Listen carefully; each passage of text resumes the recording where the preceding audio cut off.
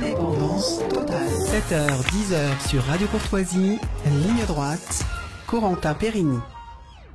Et nous sommes ce matin avec François Bousquet. D'abord, bonjour François Bousquet. Bonjour Corentin, bonjour Rodolphe Carte. Bonjour François, et puis bonne année 2024. Je rappelle, vous êtes rédacteur en chef de la revue Éléments, directeur de la nouvelle librairie, puis vous êtes notre partenaire du mercredi. Et puis nous sommes ce matin avec Rodolphe Carte. Bonjour Rodolphe Carte. Bonjour Corentin. Alors vous êtes journaliste, vous collaborez à la revue Éléments, Front Populaire à Omerta. Vous êtes auteur de Georges Sorel, le révolutionnaire conservateur. Nous avions fait donc une émission ici qui est disponible sur notre chaîne de YouTube et donc de Feu sur la droite nationale aux éditions aussi la nouvelle librairie. Alors je voulais vous demander pourquoi vous avez décidé d'écrire ce livre qui est une réponse à Daniel Conversano et aux identitaires. Est-ce que vous pouvez expliquer peut-être à nos auditeurs qui est Daniel Conversano et quelle est l'idéologie qu'il incarne, en tout cas celle des identitaires, ce que vous appelez les identitaires? Aujourd'hui, Daniel Conversano est un influenceur qui prend de plus en plus de place ou d'influence au sein notamment de la droite, on va dire, plutôt jeune. C'est quelqu'un qui a des positions qu'on pourrait qualifier de racialiste, mais dans le sens d'une nation blanche, si vous voulez. Et moi, je voulais, entre guillemets, faire une réponse, notamment suite à une vidéo qu'il avait faite pour le média Livre Noir, où justement, il revenait sur cette opposition entre la souveraineté et l'identité. Et moi, en tant que souverainiste, mais aussi avec ma part identitaire et en tant que nationaliste français, je voulais répondre justement, parce que bien qu'on soit, comme vous l'avez très bien dit, au sein du même camp national, qu'on a des combats communs, comme par exemple la lutte contre l'immigration ou ce genre de choses, on s'est rendu compte que sur certains sujets, notamment sur la géopolitique ou sur les questions sociales, on avait des divergences. Donc moi, je voulais revenir sur ces oppositions qui sont, à mon avis, fondamentales, justement pour essayer d'influencer un peu cette jeunesse, plutôt dans mon sens. Donc oui, voilà, je peux tout à fait rendre hommage au combat des identitaires, notamment sur les dernières années, qu'on réussit à réinstaller dans le jeu politique des questions comme les notions de démographie, de bascule démographique, de changement de peuple, qui sont à mon avis des positions cardinales et que justement le camp souverainiste doit défendre, à mon avis, et doit s'emparer de ces questions. Et donc justement, je pense que ce livre se prêtait bien au jeu parce qu'il fallait reposer quelque part ces notions à plat sous la forme d'un écrit, parce que souvent c'est des débats qu'on peut avoir notamment sur les réseaux sociaux comme Twitter. Et moi, je pensais justement qu'il fallait passer le stade de l'écrit et poser justement les bases pour un débat, parce que il faudra bien qu'un jour ou l'autre, quand même, on puisse se parler et qu'on puisse essayer de faire au moins certains compromis sur certains sujets, sur certaines positions pour avancer ensemble, si je puis dire. Alors justement, parce que pour nos auditeurs qui ne sont pas sur les réseaux sociaux et puis qui sont peut-être plus attachés au clivage droite-gauche, vous dites qu'au sein même du clan patriote, en tout cas, il y a les identitaires et les souverainistes. Alors il y a évidemment du souverainisme dans les identitaires et de l'identitaire dans les souverainistes, mais vous distinguez ces deux pôles, et justement pourquoi il y a ces deux pôles au sein même du camp patriote et qui s'opposent, en tout cas qui débattent ensemble. Comme je vous l'ai dit, le postulat de base, on est tous d'accord pour faire le même constat qu'aujourd'hui l'immigration, c'est vraiment le combat principal qu'on doit mener au sein du camp national. Alors par contre, là à mon avis, où les souverainistes se détachent quelque peu des identitaires, c'est que les souverainistes font la généalogie, si vous voulez, de ce processus de changement de peuple qu'on connaît en France et même plus largement en Europe. Et justement, cette généalogie nous porte à montrer du doigt, si vous voulez, une certaine classe bourgeoise. Donc là aussi, le mot est un peu connoté, notamment à gauche, mais moi, je l'emploie au sens du 19e siècle. On avait des auteurs à droite comme à gauche qui pouvaient l'utiliser pour dénoncer une certaine classe, une certaine élite, en tout cas, dans les sociétés européennes. Et moi, j'ai voulu revenir sur cette généalogie et je me suis appuyé sur des travaux de sociologues aussi modernes comme Pierre Vermeuren, Jérôme Sainte-Marie, Jérôme Fourquet aussi, qui sont, à mon avis, des travaux qui sont vraiment fondamentaux, parce qu'ils nous permettent vraiment de montrer qu'on a connu une bascule, notamment au niveau des élites françaises, qui étaient avant des élites nationales. Moi, je suis absolument pas sur le logiciel, vous savez, communiste, en disant la bourgeoisie française, ça a toujours été une élite de plan cul, ce genre de choses, absolument pas. On sait très bien que les bourgeois ont offert leurs enfants à la guerre au moment de 1914, ils étaient au front. La bourgeoisie française a été très longtemps une bourgeoisie entrepreneuriale, qui allait de l'avant, qui portait le pays, et moi je suis le premier à le reconnaître. Et demain aussi, je sais pertinemment qu'on devra s'appuyer sur une bourgeoisie nationale et française. française. Mais aujourd'hui, ce que je constate, c'est que souvent, les les institutions bourgeoises comme les grandes écoles ou ce genre de choses, promeuvent des modèles qui sont post-national, post-industriels, post-démocratiques. Et là, moi, en tant que nationaliste français, je suis obligé de mettre le haut là, je suis obligé de montrer du doigt aussi ce processus qui va à l'encontre, à mon avis, des intérêts de la France. Donc c'est peut-être là-dessus qu'il y a une divergence entre souverainistes et identitaires, c'est que les souverainistes s'attachent aussi à la question sociale. Et pour moi, c'est vraiment les deux jambes de base qu'il faudrait pour un renouveau, un renouveau de la pensée nationaliste française, c'est qu'il faut à la fois penser ces questions identitaires qui sont fondamentales, la volonté de préserver un peuple historique de souche européenne et de souche blanche, là aussi il faut pas se voiler sur le mot, mais il faut aussi de l'autre côté mettre en place des protections économiques, financières, réintroduire des frontières pour les personnes mais aussi pour les capitaux, vous voyez, ce genre de choses. Donc à mon avis, c'est sur ces deux jambes que le souverainisme français essaie d'appuyer.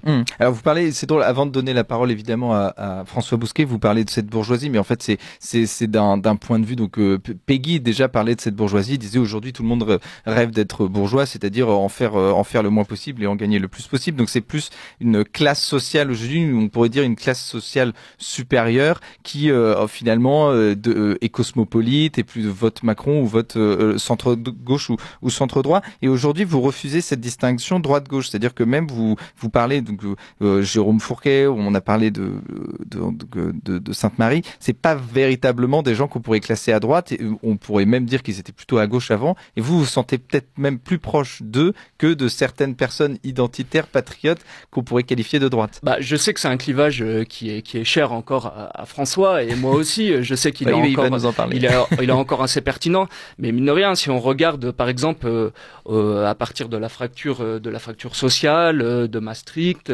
du traité en 2005, et on voit même au niveau électoral une certaine polarisation entre un bloc élitaire et un bloc populaire. On le voit ne serait-ce que sur les dernières élections. Au deuxième tour, on a 57% des employés qui vont voter Marine Le Pen, 70% des ouvriers, et on voit de l'autre côté la même bascule et les mêmes pourcentages des cadres qui vont voter Macron. Alors moi, je suis le premier à m'en désoler. Là aussi, une mauvaise interprétation de mon livre a voulu voir dans mon livre une attaque quelque part un peu gauchiste de la bourgeoisie, égalitariste. Moi, c'est absolument pas mon cas. Moi, je suis pour des élites nationales, mais je veux qu'elles aient des intérêts qui soient consubstantiels à celles du peuple. Et même, moi, j'aime reprendre cette notion de Gramsci, de bloc historique, et je sais pertinemment que demain, pour l'emporter, le camp national devra s'appuyer, à mon avis, sur la base populaire qui est, nationaliste de fait, parce que ses intérêts matériels sont en France, ses intérêts, même au niveau de l'insécurité culturelle, sont en France, parce qu'elle a besoin de protection vis-à-vis de la racaille et de l'immigration, mais vis-à-vis aussi des protections, comme je vous ai dit, de la protection d'industrie. Et donc voilà, aujourd'hui, moi ce que je constate, c'est qu'on a toute une partie des élites qui ont des intérêts qui sont, plus au sein de la société française. Et moi, je serais demain le premier défendeur d'une nouvelle élite et même d'une nouvelle bourgeoisie si elle montrait, et qu'elle montrait pas de blanche, et qu'elle montrait qu'elle avait en tout cas intérêt à défendre la nation et la nation française. Oui, si elle avait été élue par le peuple et si elle était au service du peuple. Alors François Bousquet, justement sur ce livre de Rodolphe Carte, Feu sur la droite nationale, aux excellentes éditions La Nouvelle Librairie. Oui, c'est une ligne de crête qui est très difficile à tenir, et je trouve que Rodolphe Carte la tient assez bien. Enfin, c'est même s'il vient du souverainisme, il a introduit dans son livre beaucoup d'éléments identitaires. Est-ce que c'est pas la nouvelle querelle des anciens et des modernes, les anciens étant plutôt les souverainistes, étonnamment, puisqu'ils sont attachés aux politiques, et les modernes, ce que vous appelez les racialistes. Est-ce qu'il n'y a pas une confusion néanmoins chez vous entre Conversano, qui a une vision plutôt communautariste, plutôt racialiste, c'est-à-dire qu'il conçoit l'identité à partir des gènes, et on peut être européen, blanc, sinon occidental, un peu partout dans le monde. C'est un citoyen du monde blanc, pour ainsi dire. Et les identitaires sont très attachés au local. Les premiers à avoir porté, moi, à ma connaissance, en France, en tout cas à droite, la question de l'enracinement local dans la petite patrie, ce sont les identitaires. Ah oui, je peux tout à fait me revendiquer de cette école. Et j'ai eu un débat ici chez Radio Courtoisie avec Marc Guyon, donc qui lui promouvait par exemple l'immigration ou l'expatriation. Et c'est vrai que moi, avec une partie des identitaires, notamment originaires de la Nouvelle Droite, je peux tout à fait me retrouver dans certaines positions, comme celle d'enracinement, de patrie charnelle, ce genre de choses. Et c'est vrai que là, j'ai fait un certain amalgame. Après, c'est un livre polémique, et peut-être justement qu'au sein de ce camp identitaire un peu élargi, et peut-être qu'il faut aussi avoir ce débat entre ceux justement qui vont être plutôt sur un logiciel, de la communauté blanche internationale, et ceux justement plutôt identitaires dans la ligne nouvelle droite, qui revendiquent plutôt la notion d'Europe. Mais là aussi, il y a des débats. Je pense que le livre permettra peut-être d'ouvrir. Mais moi, au niveau de mon identité, si je puis dire, je suis en accord, parce que moi, je suis nationaliste français. Je me suis jamais revendiqué d'un autre nationalisme, ce qui m'empêche pas d'être ouvert sur mes frères et mes voisins européens. Là, c'est peut-être aussi une nuance que j'ai voulu importer dans le camp souverainiste, c'est qu'aujourd'hui, par exemple, les querelles France-Allemagne, ce genre de choses, alors on peut les retrouver sur des intérêts stratégiques comme par exemple le nucléaire ou ce genre de choses, et bien évidemment là, faut être dur sur ces positions. Mais par contre, moi, j'ai aucune animosité envers le peuple allemand, par exemple, comme on pouvait le retrouver dans un certain nationalisme français avant. Les peuples européens aujourd'hui subissent le même péril que nous. Ils ont des élites post-nationales qui les trahissent, qui promeuvent l'immigration, le grand remplacement de leur peuple. Donc moi, je me sens aussi d'une certaine, d'un certain destin commun aussi avec les autres peuples européens. Mais par contre, avant tout, je mets tout en haut de ma pyramide, de décision politique, les intérêts français.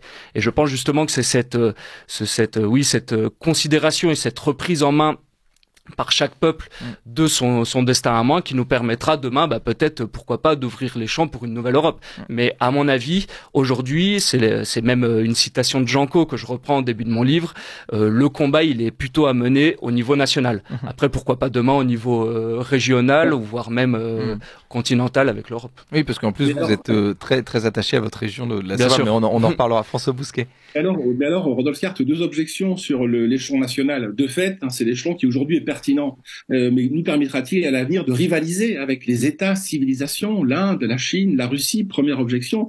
Et deuxième, qui me semble assez importante dans cette querelle centrale qui structure le paysage politique, en tout cas à droite, entre l'identité et la souveraineté se restaure. La souveraineté, c'est de la décision politique. Pour parler comme Carl Schmitt, qui vous est cher. Il suffit que quelqu'un décrète que je restaure la souveraineté. La démographie, Auguste Comte, c'est le destin. Zemmour l'a souvent cité. On rentre dans des mécanismes inexorables, irréversibles. C'est aussi, me semble-t-il, un élément un paramètre à prendre en compte. On peut restaurer la souveraineté. Je le redis, c'est un choix politique. Mais le choix démographique est déjà fait et il nous engage pour les 20, 30, 40 ans. Oui, là-dessus, je suis tout à fait d'accord. Concernant votre deuxième proposition, évidemment que moi, je désire pas vivre dans une France souveraine composée à majorité par des extra-européens. À mon avis, c'est ce que j'ai essayé de montrer dans le livre. L'idéal, ou entre guillemets la voie souveraine, la voie souverainiste, elle est consubstantielle à cette défense du peuple historique d'un peuple majoritaire, enraciné, qui a un héritage, qui a une lignée inscrite dans son territoire français. Et je suis le premier justement à vouloir défendre.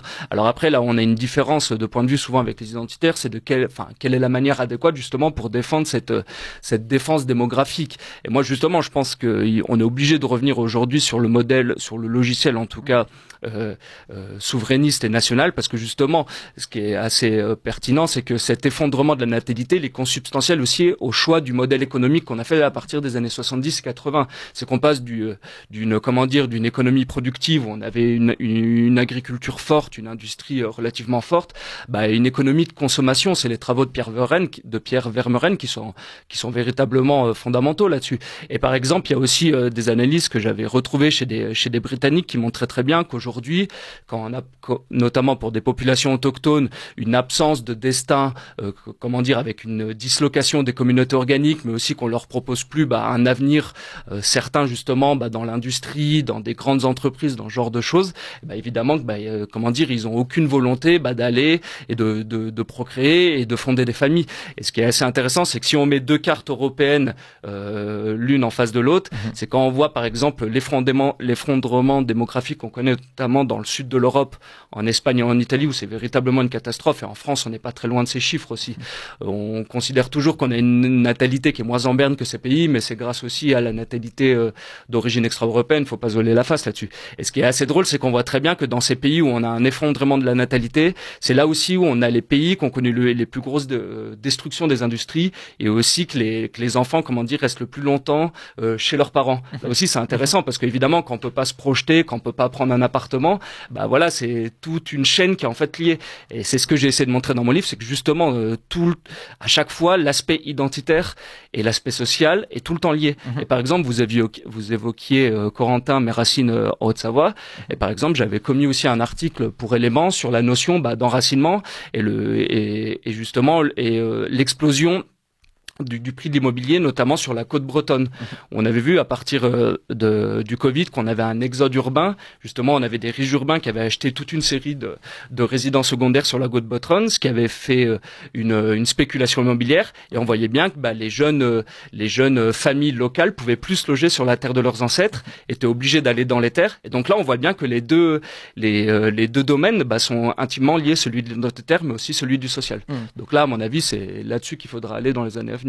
Et alors justement, il y a cette bataille entre identitaires et souverainistes, notamment des souverainistes qui disent de toute manière ça ne sert à rien d'être identitaire à partir du moment où on n'est pas souverainiste, qu'on n'est pas pour le Frexit, qu'on n'est pas pour la sortie de l'Europe parce qu'on ne pourra pas retrouver une identité nationale sans souveraineté nationale, et d'autres donc qui vous disent non, le plus important, un petit peu comme ce que dit François, c'est-à-dire qu'on peut retrouver sa souveraineté mais on ne peut pas retrouver sa démographie, une identité peut mourir, et donc le principal c'est l'identité puis la souveraineté, notamment il cite le Brexit, où finalement donc les Anglais sont partis de l'Union européenne mais n'ont jamais autant connu d'immigration. Vous comprenez cette distinction, ou alors justement c'est un faux débat et donc la souveraineté est au service de l'identité et la souveraineté est un moyen au service de l'identité et les deux finalement sont conciliables. Il n'y a pas véritablement de distinction. Justement, d'opposition. Oui. Il y a une distinction mais pas d'opposition. Bien sûr, et l'exemple du Brexit, faut le prendre vraiment comme un exemple salutaire. Comme vous l'avez très bien mentionné, on peut reprendre la main sur les leviers économiques et ce genre de choses,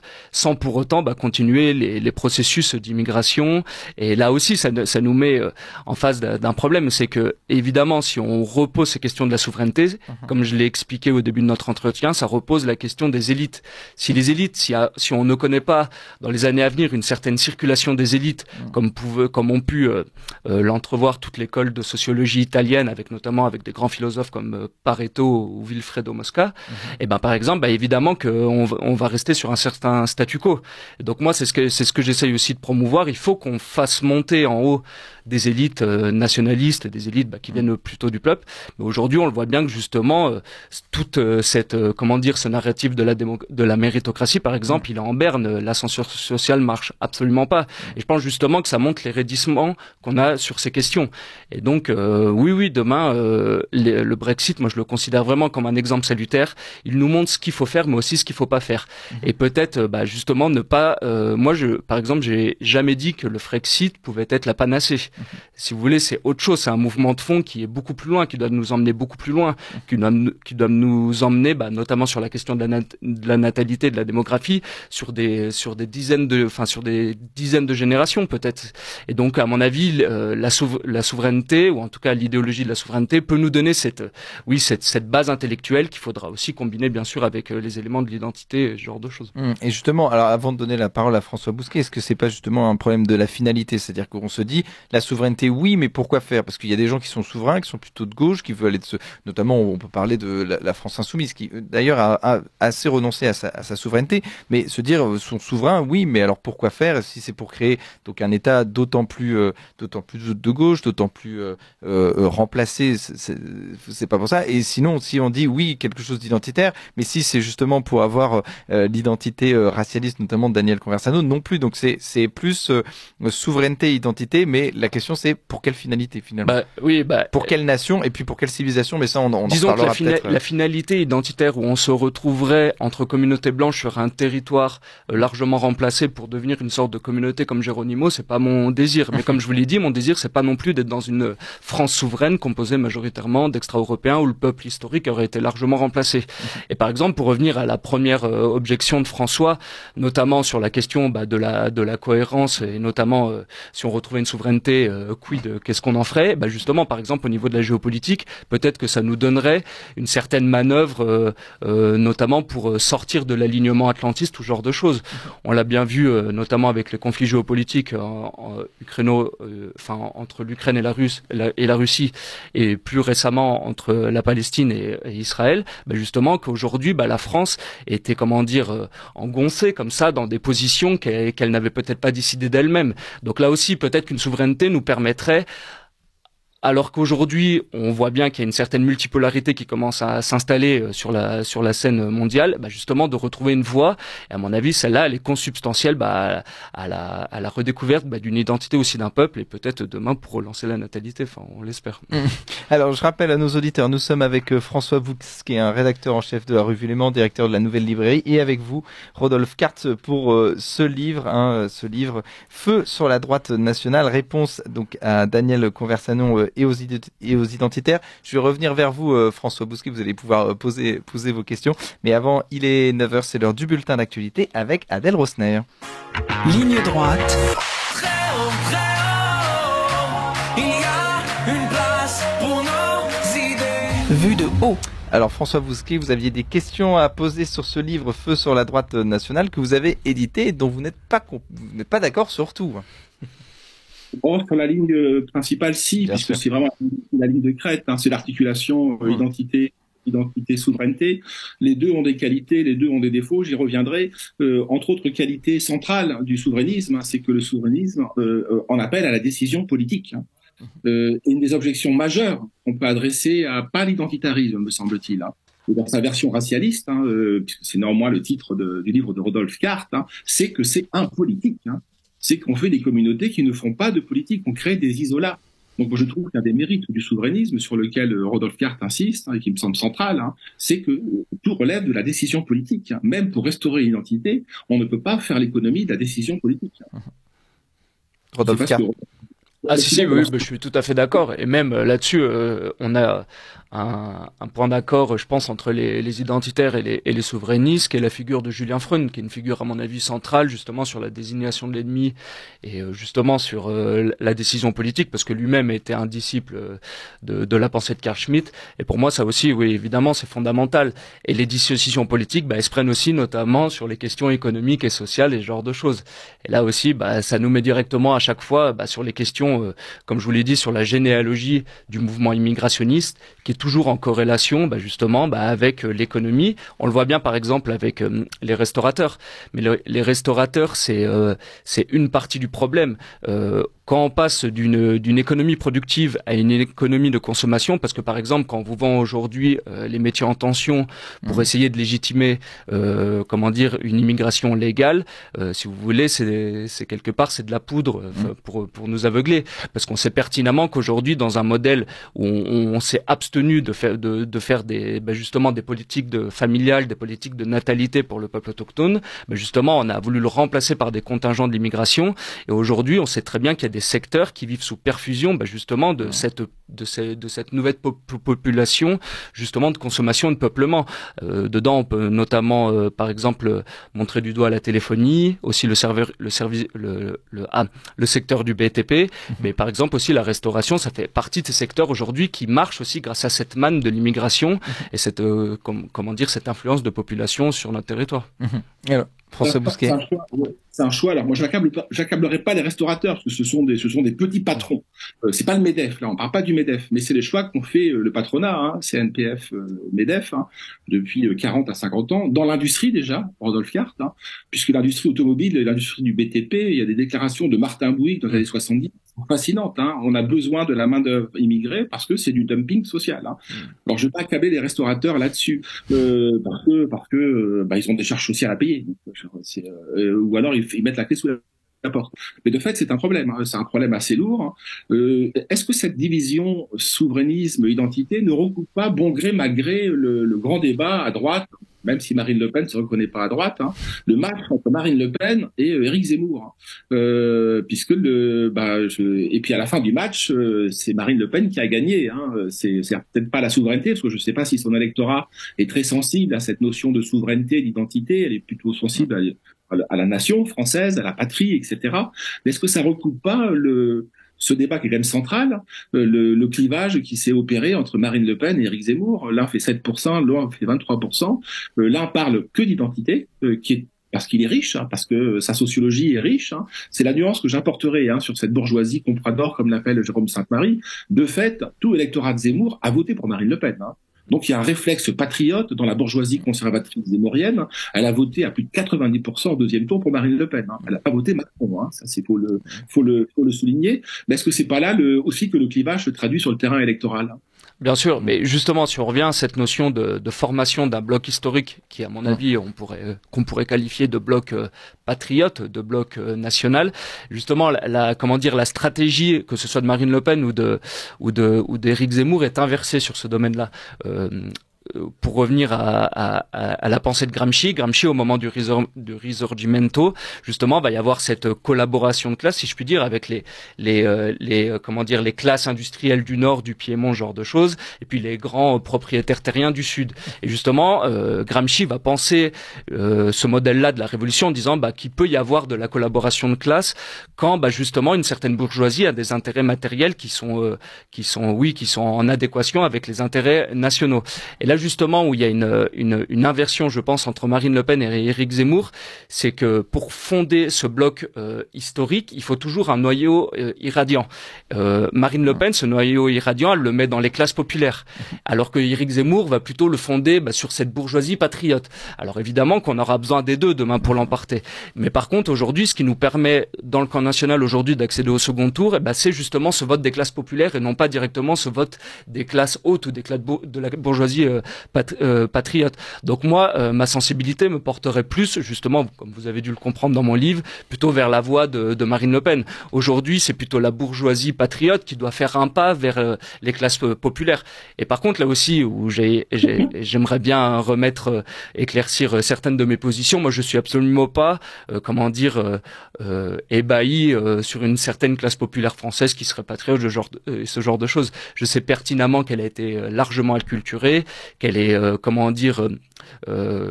brevet de civilisation américaine, mais dans le mauvais sens du terme. Vous voyez, sur le domaine de la culture, je me fourvoie pas sur le peuple français actuel, je le connais, j'en viens, donc il y a aucun problème là-dessus. Et même, je me suis toujours méfié quelque part des notions très orwelliennes comme la common decency. Bon, voilà, j'ai toujours eu un aspect assez critique là-dessus. Mais par contre, ce que je constate, comme je l'expliquais au début de notre entretien, c'est qu'aujourd'hui, l'intérêt matériel et l'intérêt, notamment au niveau de la sécurité intellectuelle, ramène le peuple au roc de la nation. Alors qu'aujourd'hui, la bourgeoisie, elle peut se débrouiller de manière autre. Elle envoie ses enfants faire des MBA aux États-Unis, et même il y avait un sondage qui était absolument ahurissant en 2017. Ils avaient fait le tour des plus grandes écoles de commerce en France, donc qui sont composés majoritairement par des rejetons de la bourgeoisie.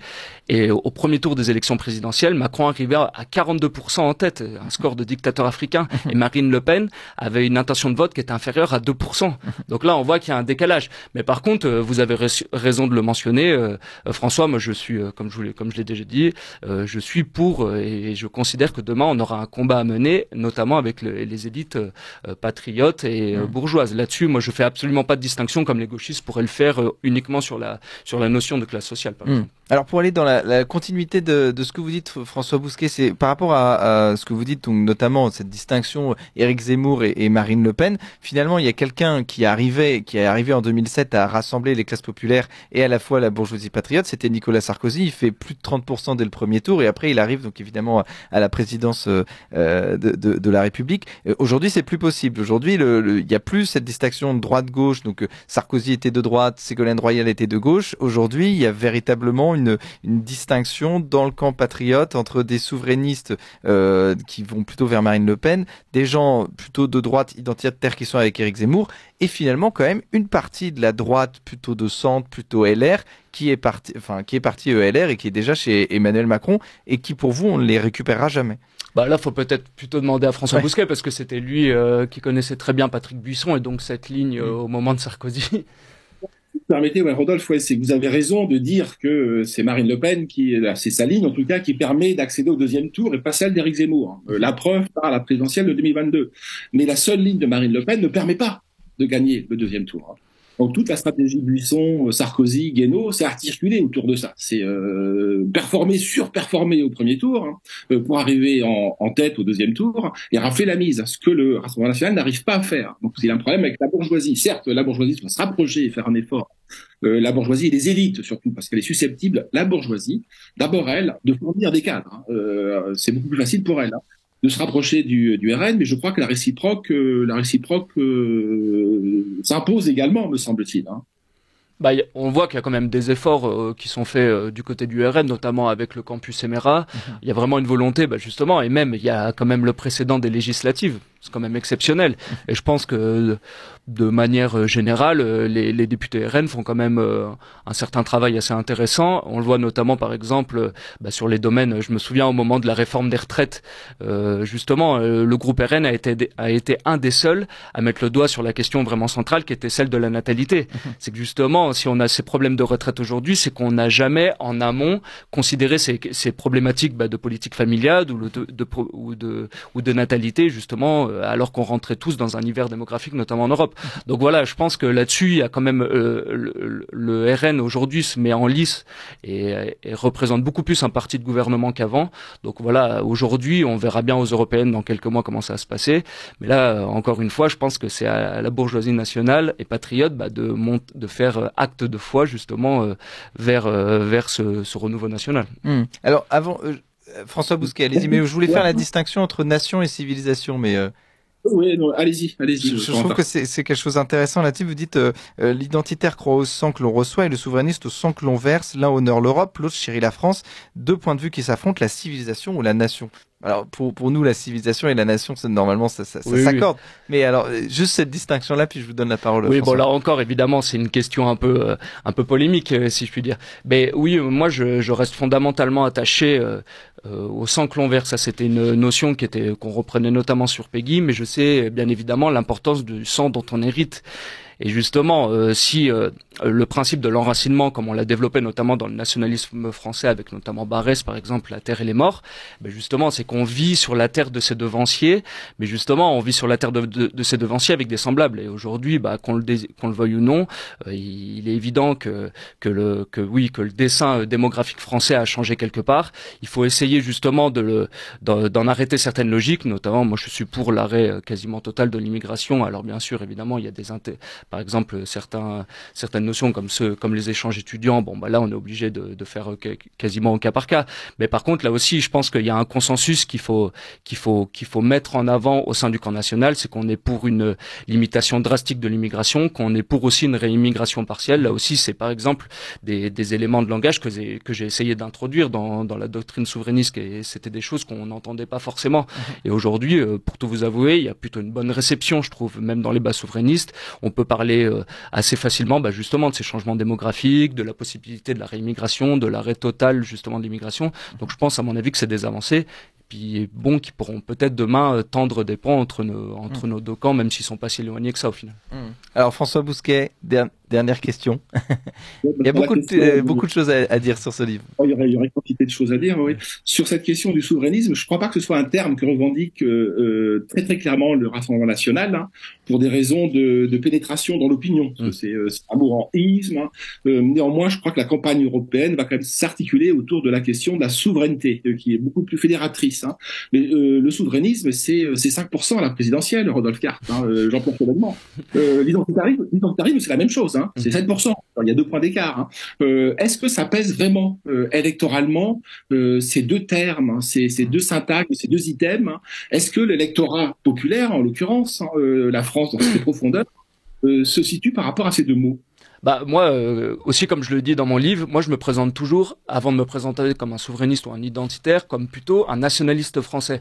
Alors aujourd'hui, c'est un mot qui est connoté un peu péjorativement. Pourquoi pas patriote français? Mais parce que justement, ma génération n'a pas cette chape de plomb moral comme pouvaient l'avoir les générations précédentes.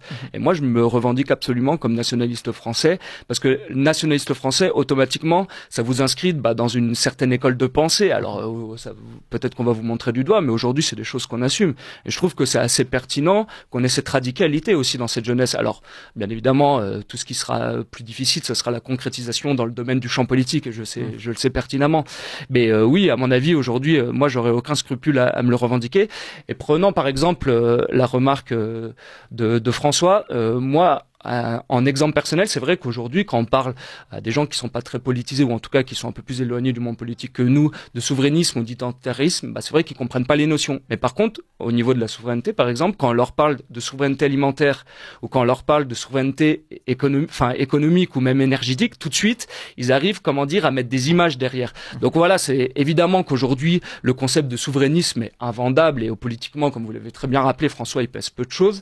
Mais par contre, quand on s'empare de ces questions comme le contrôle des frontières, comme le contrôle de notre énergie avec notre parc nucléaire qui est à préserver, qui est à maintenir, ou quand on parle justement de la souveraineté alimentaire, parce que moi, au moment de l'assassinat du jeune Thomas, bien évidemment, j'étais horrifié, j'étais indigné, et justement, les identitaires ont fait vraiment un très bon travail justement pour essayer de mettre sur le devant de la scène politique ce cas qui est mine de rien, qui va se répéter de plus en plus.